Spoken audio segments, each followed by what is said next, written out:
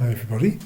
I thought I'd do this trivia refactoring again in a language which has more syntactic sugar for this collection of techniques we often call functional programming, and it's available in Clojure, so I thought I'd have a look at that. But first, I think it's worth mentioning what the point is of this refactoring. And generally, if the code works and it does what it's meant to do, you could make the argument, why change it?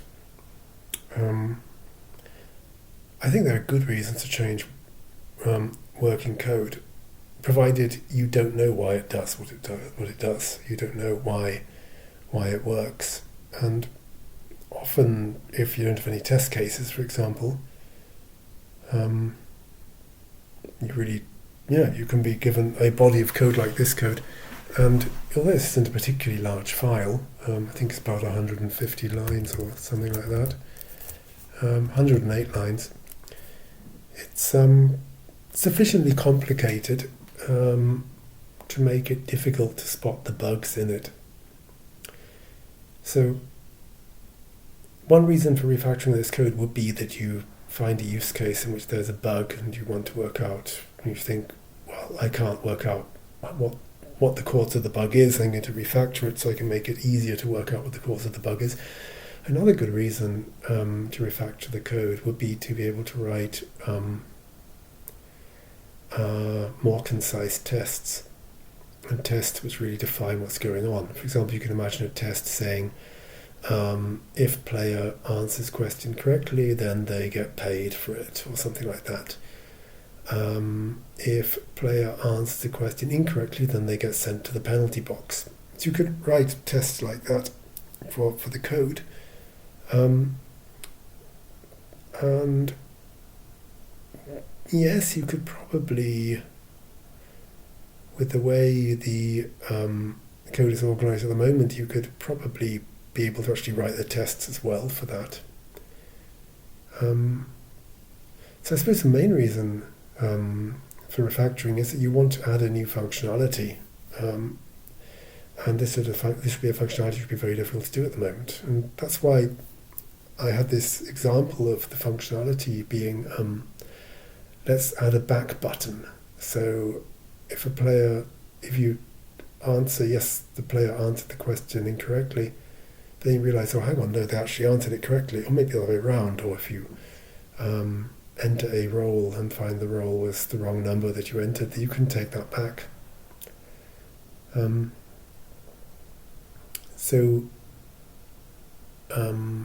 would be very, very difficult to do the way the code is at the moment.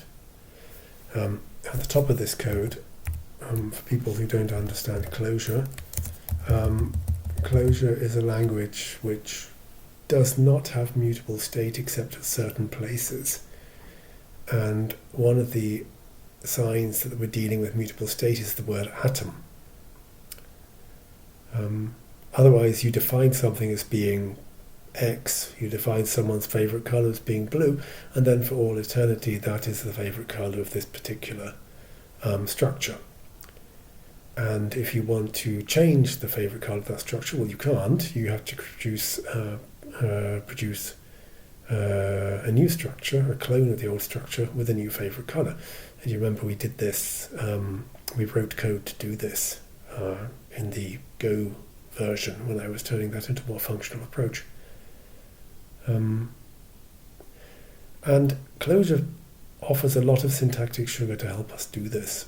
So let's just dive in and see how far we can get quite quickly.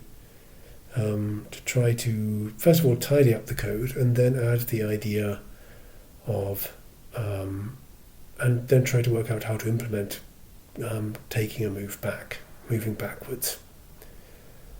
Okay, that's the basic introduction. Let's start by just line run. As you can see, this prints something. At the moment, we have the problem. I think that it will always print something different. Yes, it does. It prints something different. I've grabbed some code from the internet here to override the random number generator, because I don't know how to do this in Clojure. So we'll just take this and put this here in the game runner. This is the class which calls the game. It imports the game class file here. So this method add is a method which is declared in the trivia.game namespace, and role as well, and wrong answer and was correctly answered, just like in the Go example. Okay, so now we've got that. Hang on, did I save it? I forget if I saved it or not. Yes, I did. So now we've got that. We should be able to run this and always get the same answer. So Chet, good name, whatever that means, has now got 6 gold coins. We run it again, and Chet still has 6 gold coins. So let's put this in golden copy.txt, as I always do. You see it prints a warning that we are overwriting rand. And let's do this again and put it in temp, as I tend to call it. And then we can just write diff golden copy.txt temp.txt, and we should find they are the same. They are. Good. So now we can start on the refactoring. If I remember correctly, that's one other thing I would like to do, which is update the... Yes, the Clojure version here is very old, so let's update that to 1.12. And let's dive in right at the top and produce a state structure. So the state structure is going to contain the entire state of the game. I'm going to define it as a list of players, as a questions structure, as a, what else do we need here? We need a current player, which is going to be an integer pointing to an entry in players, and then we need a getting out a penalty box. Sorry, let's make this a key as well. And that's false at the moment. So that's the basic state structure that we want to have. And then the idea would be to get rid of all of these atoms and just put everything into one atom at the top. That's the first step. This is going to take a while to do. The first thing we want to do is, if we create a new player, let's just add the player to the player's key in the state atom. So we swap in state. We update the player's atom by conjing a new player with the name of player name. There is a lot going on in this line. So maybe I should take a second to explain it for people who are not used to Clojure code. Let's start a Clojure REPL so we can play around with this a bit, so I can try to explain what's going on here. There we are. Good. Let's start at the end. This is a structure in Clojure. Always. Player name doesn't exist at the moment. Let's call this player Janet. So we have something called Janet. Good. If you want, you can get the name out of a structure by just referring to the key in this manner as a function. You get the name out of the structure. The next thing to see is that in the state atom we have a list which looks like this. And if I conged this list 2, it puts 2 inside it. If I conged to this list 2, 2 goes on to the end. This is a vector, to be exact, it's not a list. Clojure also has lists, and they look like this. And if I const to this one, it will put the 4 at the front of it. So don't worry about this. The vector is what we'll be using in this case, I think. Then we have this update line. What update does is update takes a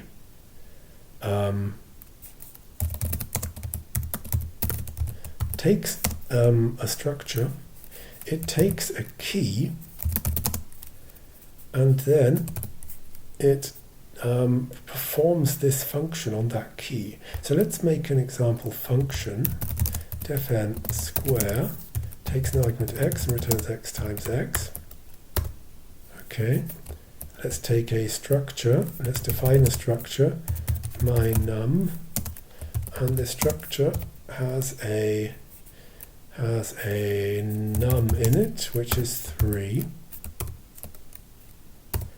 And then I can update my num, the key, and I want to square it. So this will, oh sorry, not name, num. So if I did this correctly, it will return, yes, exactly. It's taken my num, this structure I defined here, so num3, and it's taken the value of the num key, which is 3, and then it's squared it.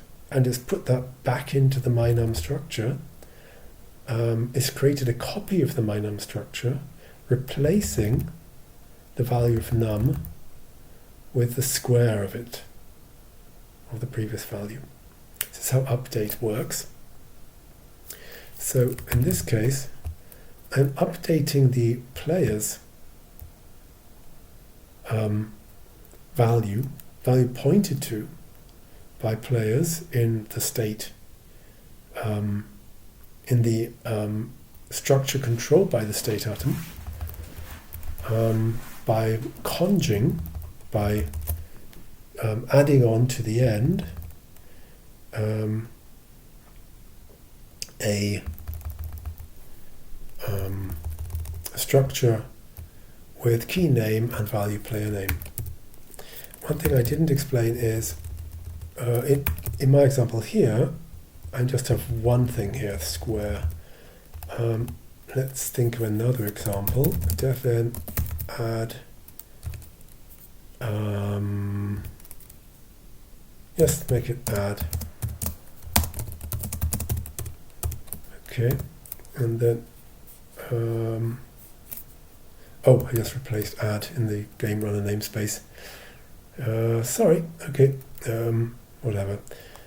So now if I want to use this with my update, I can update my num, and num is here still 3, and add 6 to it, or 6 to it.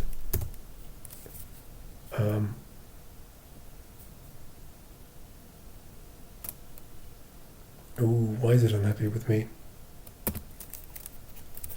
Is it because I overwrote add?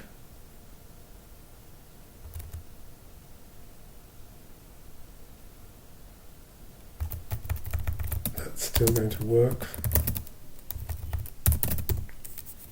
No, I overwrote something, didn't I? Oh, it's name. Oh, sorry. It's num, not name. There we have it. Add. Oh, and add. I wrote multiply rather than plus, but it did the same thing. And this 6 here takes a part of y, and this x is the original value. Okay, and then this is one more layer of redirection, which is the swap function here. What swap does is if you have an atom, so def my atom is going to be an atom of,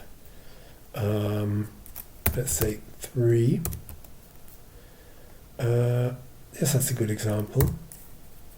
Then I can swap my atom square. And now if I look in my atom to see what's in it, I find there's a value 9. If I want to, I could swap my atom now. It is now the value 9, of course. Add, which is actually times, because I defined it weirdly. 6, and this should give 54. It does. And if you put all this together, you get the line which I wrote here. I'm swapping the state atom out. I'm swapping it against something which is formed by updating the state atom, by updating the value of the players field in the existing state atom, by conjuring this thing to it. That's what's going on in this line. It's a fair amount. Let's make sure I haven't broken anything. I don't think I have, because I haven't actually written much. So this should still work, and it does. Good.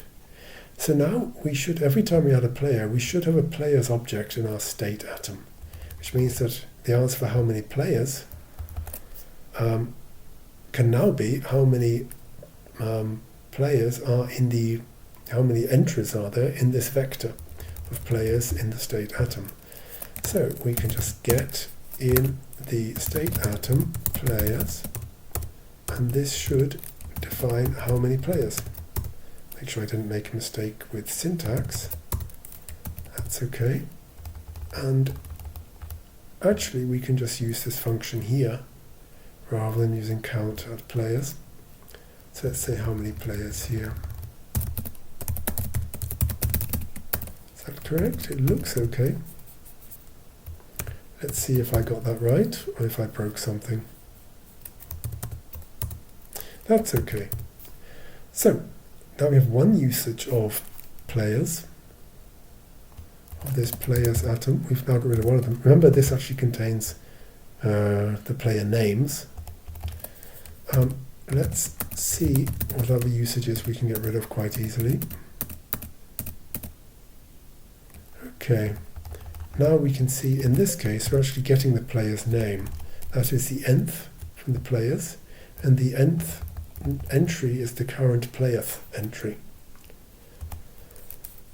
The current playerst entry. Okay, so let's just get the name here. What this means is pretty much the same as let name. It's the nth. Let's just copy it here so we have it in a variable which we can then use for the rest of this function. So we can just use name here, and let's make sure we close that, and then at some point we will change how we're getting the name. Didn't change anything. Good. Let's get rid of all of them while we're at it. Is there another one? There's one. There's another one. There's another one. So they're all the names, I think. Let's now change how we're getting the name. And let's make sure I didn't break anything. I didn't. Let's change how we're getting the name. Instead of yes, this is also something worth looking into. Get in of that state is players at current player name. Okay, let's see if I broke something. That should be okay, and then at some stage I will explain what that does. It works. Good. Let's explain this as well, because it's not quite trivial what we're doing here. What we have here is a nested data structure in state. We have players, which is a list of first player, name Anne, second player, name Bob, third player, name Carol. Oh, they're all very Western names, but they're names nevertheless. So that's our state structure after we've produced 3 new players. So let's call that example state. Looks like that. And now I can get in, if I just use get example state, I can only supply one key. So that will, for example, return the players vector. If I use getIn, I can navigate through this key by supplying a vector of places to look. So I can get the 0th element from this list, from this state, the 0th element from the players vector in this state, and then I can get the name like that. So that's how this works, this line. And this is one of the things which makes Clojure very good for functional programming. Of course, there's nothing particularly special about this. This data structure is quite a simple data structure with just maps and keys and vectors. So you could implement this in any language which isn't type safe. You could do this getIn. It's just nice to have it. Okay, let's see if let's copy that, because I think there are other methods which use the name as well. This one does. So let's use the name here. Here is a name.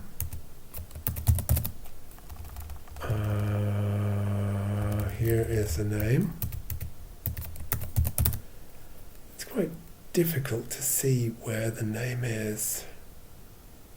I think that's all. Yes, it looks okay. Good. Let's move on to here. I think this one also uses name somewhere. And it's not right. Oh, sorry.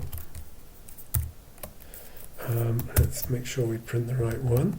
There we are.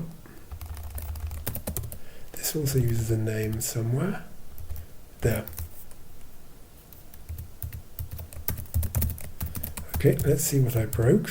No, sorry, wrong window. Go back to eShell. Line run. What did I break? Nothing. Good. Well, this is a start. I'll make an end here to stop the video getting too long, and I may carry on soon. Many thanks.